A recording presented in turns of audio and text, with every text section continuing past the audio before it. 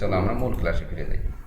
তো প্রিয় শিক্ষার্থীরা একটু লক্ষ্য করো, আমরা এখানে দেখতে পাচ্ছি যে বিষয়টা সেটা হচ্ছে 3m + 1 divided by 3m into 3m to the power m - 1 ভাগ 9m + 1 divided by 3m - 1 into m + 1।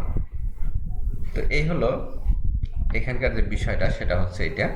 তো আমরা এখান থেকে যে এই টপিক্সের সমাধান করব খুবই সহজে, একটু লক্ষ্য করো তোমরা। তো 3m +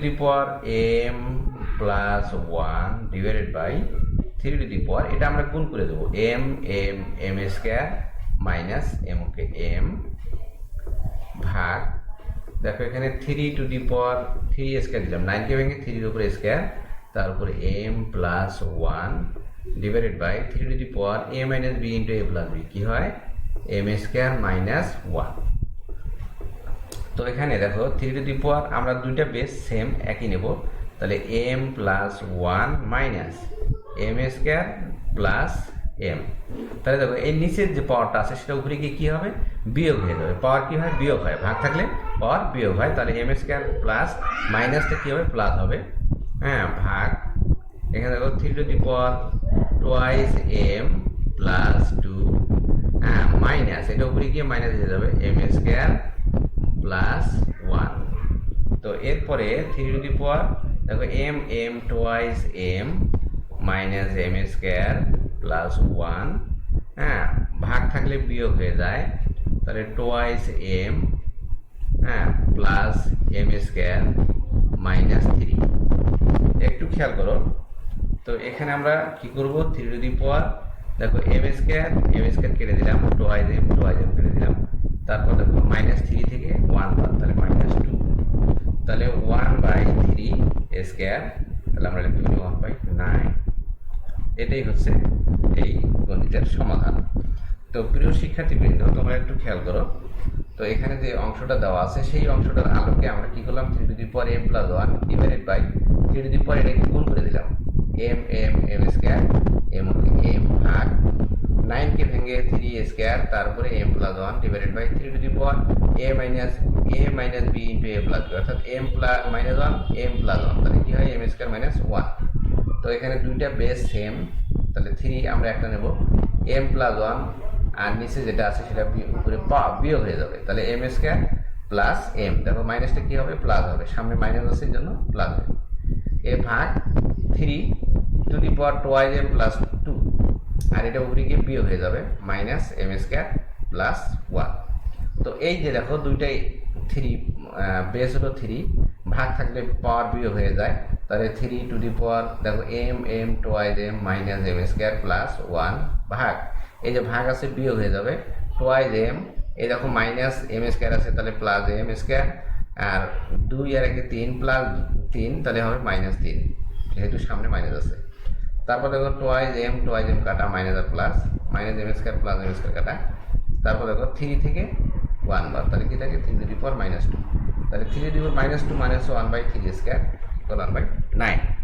তো এই হলো এই যে সমস্যাটি ছিল সেটার সমাধান। তো আশা করছি তোমরা বুঝতে পেরেছো। এরপর একটু লক্ষ্য করো, আমরা আরেকটি গাণিতিক সমস্যা দেখব, সেটা হচ্ছে এই পরের অঙ্কটা লক্ষ্য করো, 9 নম্বর। তো 9 নম্বর অঙ্কটা এখানে যেটা আছে সেটা একটু আমরা লিখে নিই। লেফট সাইডে আছে, খেয়াল করি, 4n - 1 ডিভাইডেড বাই 2n - 1। তো 4 কে ভেঙে আমরা কি করতে পারি, 2 এর উপরে স্কয়ার, তারপরে n - 1 ডিভাইডেড বাই 2n - 1। তারপর দেখো এটাকে আমরা কি করতে পারি, 2n, এই 2টা আমরা বাইরে নিয়ে গেলাম, nটাকে ভিতরে নিয়ে আসবো, তাহলে 2n তারপরে স্কয়ার মাইনাস 1 তারপরে স্কয়ার, আর নিচে হলো 2n - 1। দেখো a square minus b square সূত্র কি তোমরা নিশ্চয়ই বুঝতে পারছো, তাহলে 2n + 1 ইন্টু 2n - 1, আর নিচে আছে কি 2n - 1। তো দেখো উপরে এবং নিচে সেম জিনিস কেটে দিলাম, থাকলো কি 2n + 1 equal right hand side. প্রিয় শিক্ষার্থীরা, এভাবে আমরা সূচকের যে অঙ্কগুলো আছে সেগুলো সমাধান করতে পারি। একটু খেয়াল করো, এইখানে যে কাজটা করেছি আমরা, 4কে ভেঙে 2 স্কোয়ার, তারপরে n তো আছেই -1, তাহলে এবার 2টাকে আমরা বাইরে নিয়ে গেলাম, nটাকে পেছনে নিলাম, গুণন করলে টয়েজেন হবে। হ্যাঁ, বাইরে নিলেও টয়েজেন হবে, অর্থাৎ 2n তারপর স্কোয়ার -1 স্কোয়ার, a স্কোয়ার মানে b স্কোয়ার, শুধু a plus b into a minus b, আর নিচে যেটা আছে উপরে এবং নিচে সেম হয়েছে, আমরা কেটে দিলাম, যা থাকলো তাই হলো অ্যান্সার। তো বন্ধুরা, আমরা এটা 9 নম্বরের সলিউশন করলাম। তো এরপরে দেখো আমাদের আরও কিছু গাণিতিক সমস্যার সমাধান করব। আমরা চলে যাচ্ছি পরের যে সমস্যাটা, সেটা একটু লক্ষ্য করো তোমরা, সেম ওয়ে এই অঙ্কটা করবে। আমরা আরেকটা অঙ্ক করবো, সেটা হচ্ছে দেখো আমরা 13 নম্বর অঙ্ক করবো। কত নম্বর? 13 নম্বর অঙ্ক। দেখো 13 নম্বরে লেফট সাইডটা আমরা একটু লক্ষ্য করি। লেফট সাইডে আছে x to the power a divided by x to the power b, power হচ্ছে 1 by ab into x to the power b by x to the power c to the power b by 1 by bc, x to the power c, x to the power a to the power 1 by ca। তো এবারে দেখো x to the power a minus b 1 by ab, x to the power b minus c to the power 1 by bc, x to the power c by minus a divided by ca। তো এবার দেখো আমরা কি করব, x to the power, এখানে এটা উপরে যাবে, a minus b by ab, তোমরা নিশ্চয়ই জানো ইনটু থাকলে পাওয়ার যোগ হয়, তা ঠিক একইভাবে এটা কি হবে, b minus c divided by bc, এখানে হলো c minus a divided by ca। তো এরপরে দেখো x to the power, এখানে আমরা a b b c c এর লসাগু হচ্ছে a b c নিলাম।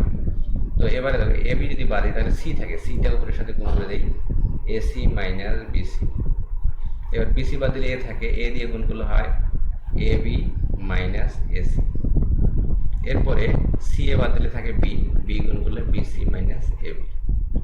দেখো ab ab কাটা, ac ac কাটা, bc bc কাটা, তাহলে থাকলো x to the power 0 equal 1 equal right hand side.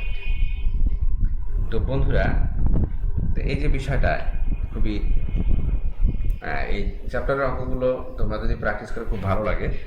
দেখো x to the power a by x to the power b, এটাকে যখন আমরা একই বেস নেব তাহলে কি হয়, ভাগ থাকলে বিয়োগ হয়ে যায়, x to the power a minus b, আর এখানে আছে 1 by ab, x to the power কি হবে, এটা b minus c, তারপর 1 by bc, x to the power c minus a to the power 1 by ca।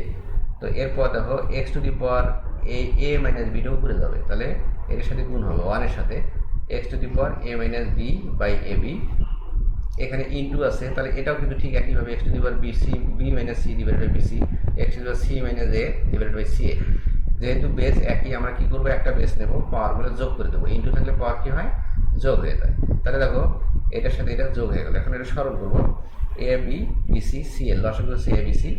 এখন যদি আমি a b এখান থেকে বাদ দিই তাহলে c থাকে, c দিয়ে উপরে গুণ করবো, তাহলে ac মাইনাস bc, তারপর bc যদি আমি এখান থেকে বাদ দিই তাহলে c থাকে, a দিয়ে গুণ করি ab মাইনাস ac, তারপর c এ যদি বাদ দিই তাহলে থাকে b, b দিয়ে গুণ করো bc ab, তাহলে ab ab কাটা, bc bc কাটা, ac ac কাটা, তাহলে কি থাকে, x to the power 0 আর ইকুয়াল 1। তোমরা নিশ্চয়ই জানো x to the power 0 equal 1 হয়। প্রিয় শিক্ষার্থীবৃন্দ, এরপরে আমরা আরেকটি অঙ্ক সমাধান করব, সেটা হচ্ছে, একটু খেয়াল করো। ধন্যবাদ শিক্ষার্থীবৃন্দ, আজকের এই ক্লাসটি তোমাদের কেমন লাগলো অবশ্যই কমেন্ট করে জানাবে। পরবর্তী ক্লাস দেখার আমন্ত্রণ জানিয়ে তোমাদের এখানেই আজকে বিদায় নিচ্ছি। আল্লাহ হাফেজ।